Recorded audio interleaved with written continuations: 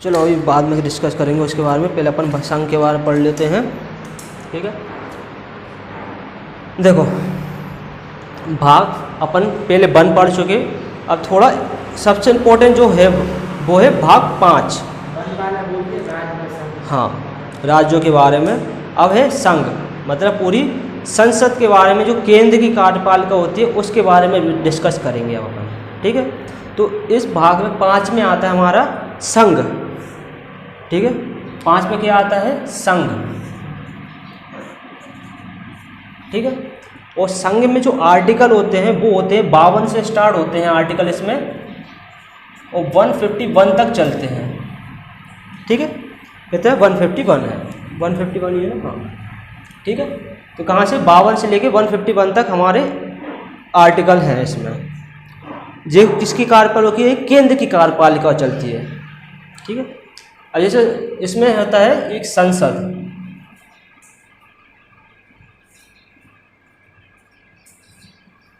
संसद में क्या चलती है? केंद्र की कार्यपालिका। जितना भी जो केंद्र में काम होता है, पूरे देश के लिए जो काम होता है वो कहाँ पर होता है? संसद में होता है। और जो राज्यों के बारे में राज्यों का कार्य होता है वो कहाँ होता है? विधानमंडल में। बात समझ में आ रही? तो कोई पूछा जाए केंद्र की कार्यपालिका का काम कहाँ होता है? संसद में। और राज्य की कार्यपालिका कहाँ होती है? विधानमंडल में, मंडल में। ठीक है, क्योंकि विधानसभा भी होती है, विधान परिषद भी होती है, तो उसके भाग होते हैं वो, मगर मेन चीज़ क्या है? विधानमंडल। विधानमंडल के 3 भाग होते हैं, ऐसे संसद के भी 3 भाग होते हैं। संसद में किसकी कार्यपालिका चलती है? केंद्र की कार्यपालिका। तो यहाँ लिखते हैं केंद्र की कार्यपालिका। ठीक है, केंद्र की कार्यपालिका। और संसद का जो आर्टिकल है वो क्या है? संसद का आर्टिकल है 79। ठीक है, 79। अब इसके जो 3 भाग होते हैं वो कौन कौन से होते हैं ये देखते हैं अपन।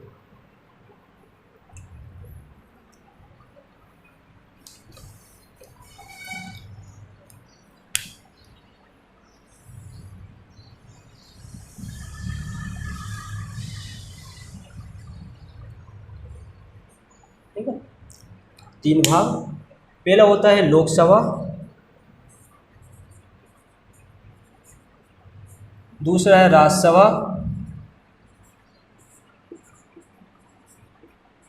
राज्यसभा,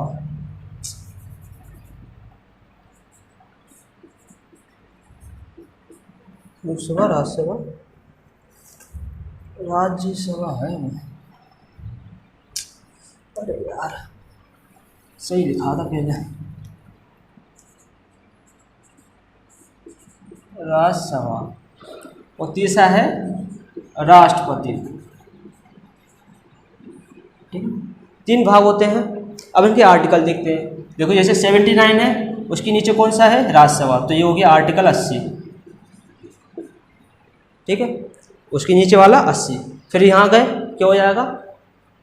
81, आर्टिकल 81। बात समझ में आ रही? संसद में 79, उसके बाद राज्यसभा में 80, फिर लोकसभा में 81। राष्ट्रपति का आर्टिकल कितना होता है?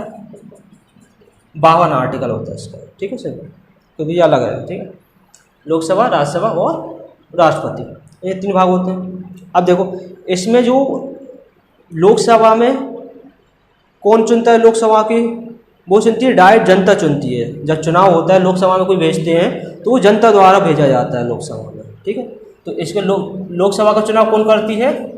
जनता करती है, डायरेक्ट जनता से होता है इसका। ठीक है, और राज्यसभा का चुनाव किससे होता है? पहले विधानमंडल होता है, उसके निर्वाचित सदस्य होते हैं।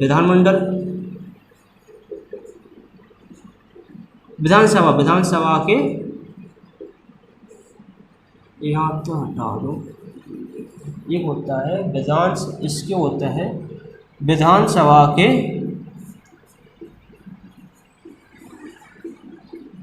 निर्वाचित सदस्य। जो विधानसभा के निर्वाचित सदस्य होते हैं, जो विधानसभा में बैठे होते हैं, वो लोग चुनाव करते हैं राज्यसभा के लिए। बात समझ में आ रही? राज्यसभा का जनता नहीं चुन सकती उन्हें सीधे सुनेगी विधानसभा के निर्वाचित सदस्य, और विधानसभा के निर्वाचित सदस्य को कौन चुनता है? अब इनका चुनाव जनता है, अब है जनता। जनता द्वारा विधानसभा का चुनाव होता है, विधानसभा द्वारा राज्यसभा का चुनाव होता है। समझ में आ रही बात को? लोकसभा का चुनाव किससे होता है? जनता द्वारा होता है। और राज्यसभा का चुनाव किससे होता है? विधानसभा के निर्वाचित सदस्यों से होता है। और विधानसभा के निर्वाचित सदस्य कौन चुनता है? जनता चुनती है। बात समझ में आ रही चीज़? जब हटा देंगे अभी, ठीक है। अब देखो,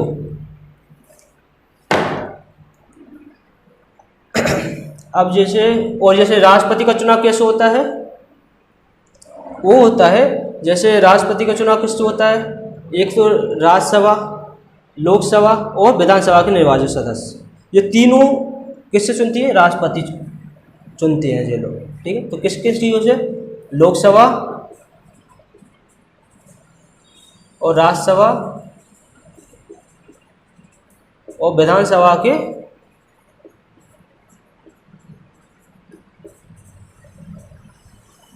निर्वाचित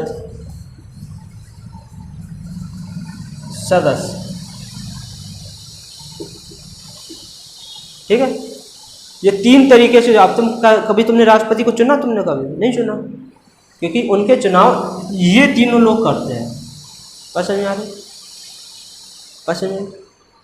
अब जैसे लोकसभा के लिए आयु कितनी होनी चाहिए? न्यूनतम आयु कितनी होनी चाहिए? न्यूनतम आयु होनी चाहिए इनकी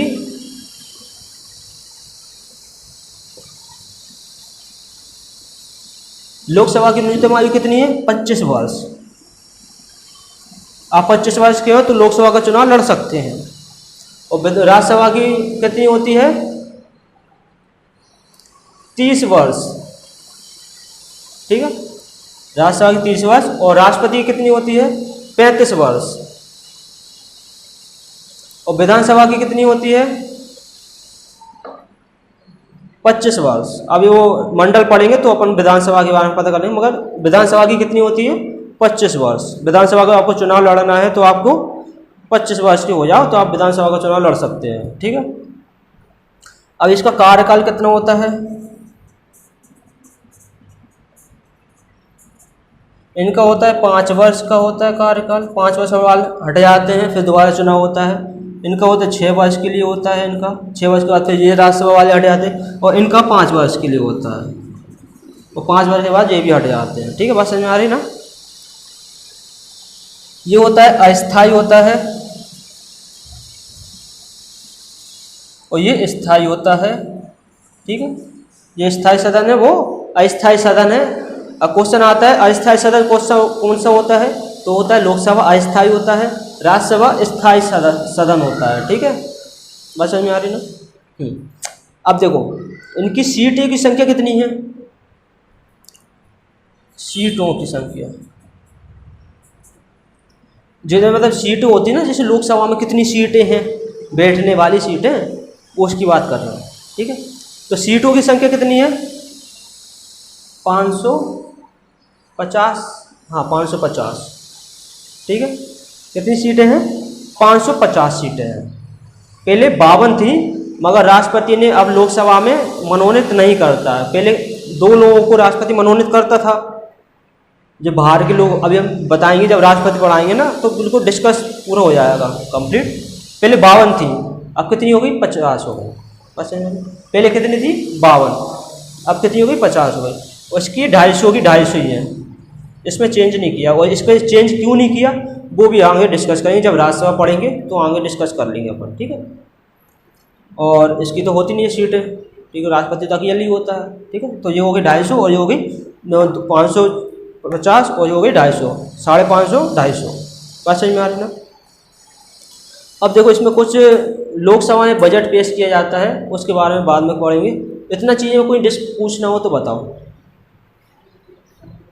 आगे समझ में कुछ भी A to Z समझ में नहीं आया वो जो आ गया ना, कुछ भी पूछना हो तो पूछ सकते हो, कोई दिक्कत